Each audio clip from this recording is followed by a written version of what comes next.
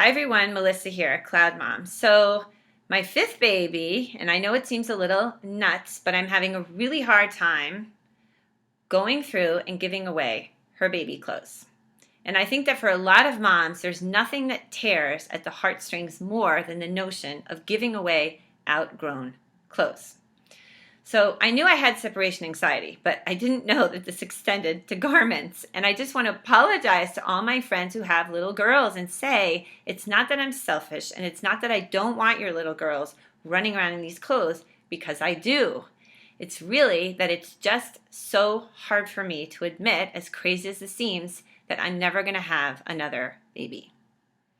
And it's really hard for me to look at the clothes and remember my little girl in them, my little girls, and realize that that moment in which they wore these clothes is truly over. So, those of you who've watched my blogs know when I feel like I could sort of lose it or fall apart, I try to come up with a practical plan. So, the practical plan here, and I've been kind of in denial because my baby's closet has been stuffed with all these things that are too small forever and ever and ever, and there's no room to put in anything new. But the practical plan I've come up with to start was to just try to take out everything that was too small for her, and this took me a long time, but I've finally done it. And I just have to show you guys one little dress, which two of the girls wore for Easter. I mean, can you believe that? And part of the feeling is like, oh my God, they didn't even really wear that enough. Well, anyway, I got the clothes out of the closet, and now they're in containers in my bedroom. Here's one of them. So I've got like 4 containers like this in my bedroom, and my husband has been asking me for months, like, what are those containers doing in the bedroom? And I'm like, oh, it's just stuff I'm going through. And I'm kind of like not admitting it to him. But that was step 1.